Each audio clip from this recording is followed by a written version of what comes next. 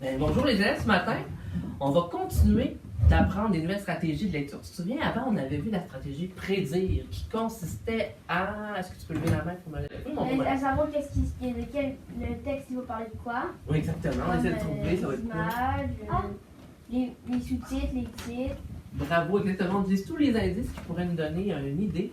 Ça va être quoi le sujet de notre texte? Bravo!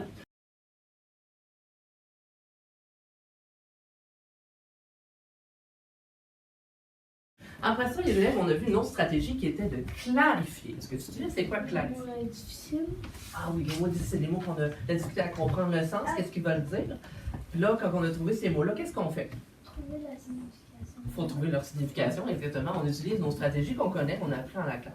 Là, j'en ai entendu, c'est le mot dans le grand mot. On a vu quoi donc aussi? On a vu plusieurs stratégies. Tu peux chercher dans le dictionnaire ou demander à un ami. Non, oui, c'est vrai, on peut utiliser ces moyens-là, c'est tout à fait raison. Un autre qu'on n'a pas pensé? Chercher sur le web. Ah oui, c'est vrai, des fois, il faut aller chercher sur Google. Alors, on écrivait le mot, on cherchait la définition, on pouvait regarder les préfixes, suffixes, tu viens les élèves, tout ça.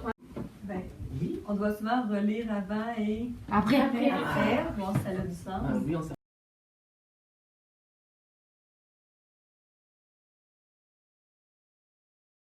Puis là, ce matin, ce qu'on va faire, les élèves, c'est apprendre une troisième stratégie, c'est questionner. Hein? Vous l'avez écrit, peut-être que tu avais déjà deviné en regardant sur mon affiche ici. Alors, ce matin, on va apprendre comment ça fonctionne tout ça. Donc, on va se poser la question, les élèves, c'est quoi ça, se questionner? Qu'est-ce qu'on fait quand on se questionne? Lève ta main. Oui, Marie. On se pose des questions sur le texte qu'on va lire. On se pose des questions sur le texte qu'on va lire. Wow! Donc, ça va être à ton tour de t'imaginer, hey, quelle question est-ce que je pourrais poser sur le texte que je viens de lire? Pourquoi, les élèves, tu penses que je te montre ça ce matin? Ça me servirait à quoi, ça, d'être capable de me questionner sur un texte? Oui, mon De mieux comprendre. Ah, de mieux comprendre. C'est vrai, hein, quand on a vu nos stratégies de lecture, c'était pour essayer de mieux comprendre le texte. Ça nous apporte d'autres choses. En même temps, ça va me permettre de mieux me rappeler qu'est-ce qui est important dans mon histoire ou dans mon texte. Utiliser quand? Quand est-ce que je peux utiliser ça, de me questionner sur un texte? Oui, Lucas. Dans les textes. Maintenant qu'on a vu que c'était important, les élèves, on va voir comment on va s'y prendre. Mais pour être sûr que notre question, elle est comme pertinente, elle est bonne, au départ, on va devoir respecter deux petits critères. Donc, on va les mettre sur notre référentiel pour s'en souvenir. Bon, première chose qu'on doit respecter, les élèves, il faut que ce soit une question ouverte. Et là, la dernière chose qu'on doit respecter, les élèves, il faut que la réponse soit dans le texte. Alors, les élèves, on est rendu maintenant au moment de savoir comment on va faire ça. Alors, pour ce faire, je vais te lire un texte. On va comme le prédire, le clarifier. Puis après ça, les élèves, je vais te montrer comment moi je m'y prendrais pour te poser une question. C'est bon? OK.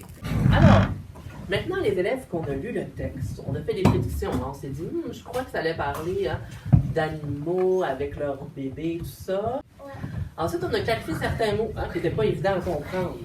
On utilise tous nos moyens pour le trouver. Maintenant, je pense qu'on est rendu à se questionner sur le texte pour bien le comprendre.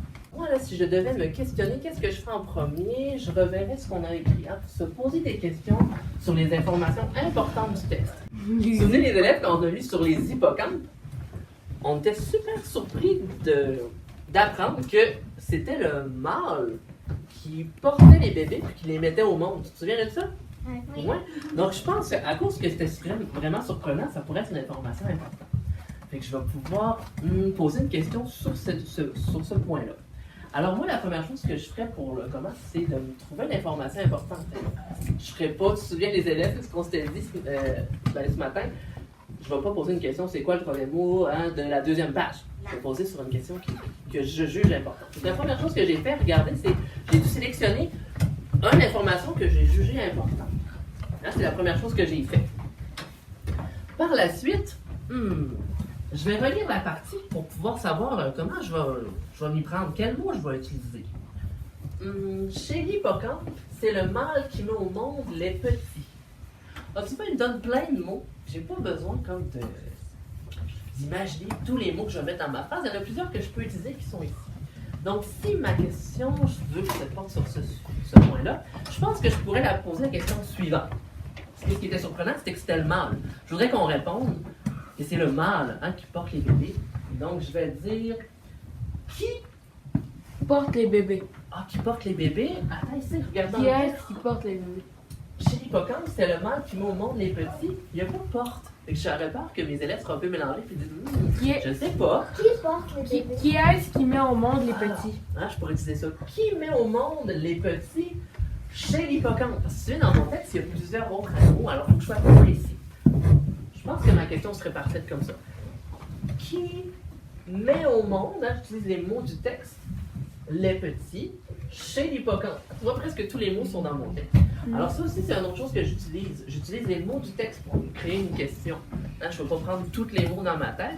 J'utilise les mots du texte pour savoir où est-ce que je vais devoir trouver ma réponse. Souvent, les élèves, on l'a vu ensemble, hein, que quand dans les questions qu'on te pose, souvent les mêmes mots se retrouvent dans ton texte.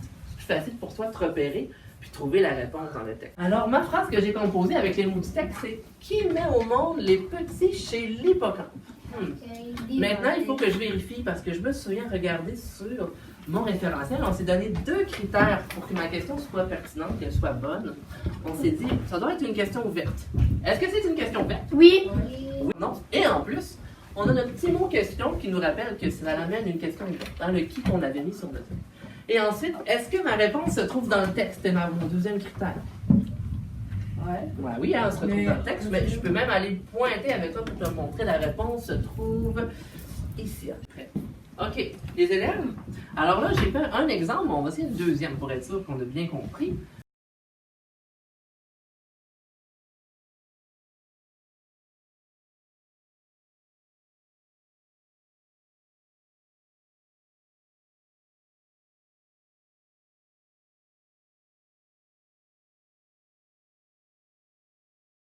J'avais trouvé une question dans le paragraphe, dans le 4, dans le deuxième paragraphe. Comment s'appellent les bas sur la peau du crapaud? Oui, moi je trouve que c'est une très bonne question. Parce que c'est une question ouverte. C'est pertinent. Mais qu'est-ce qui te fait dire que c'est une question ouverte? Ben, c'est le comment c'est le comment. C'est le mot question comment qu'on a Ouais, vu, puis c'est aussi, ça se répond pas par oui et par non. super. Donc, on a déjà un critère de réussite. Ensuite, continue les élèves pour vérifier si sa question elle est bonne. Qu'est-ce qu'on peut C'est vérifier? pertinent parce que c'est dans le texte.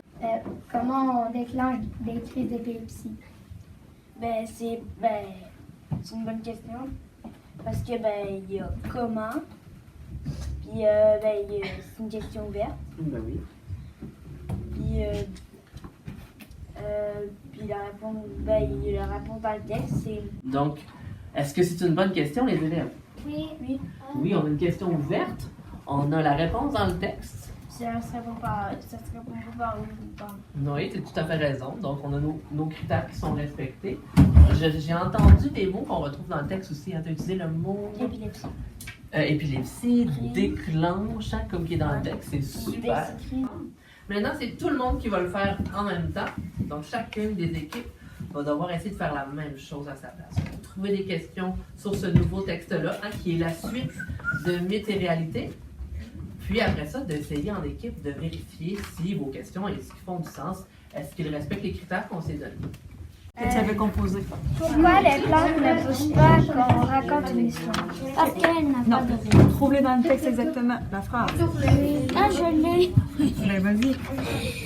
Elle n'a pas d'oreilles pour entendre, encore moins de cerveau pour comprendre. Est-ce que la réponse était dans le texte? Ouais. Est-ce que c'était une question ouverte? Oui. Est-ce qu'elle a pris les mots du texte pour composer sa question? Oui.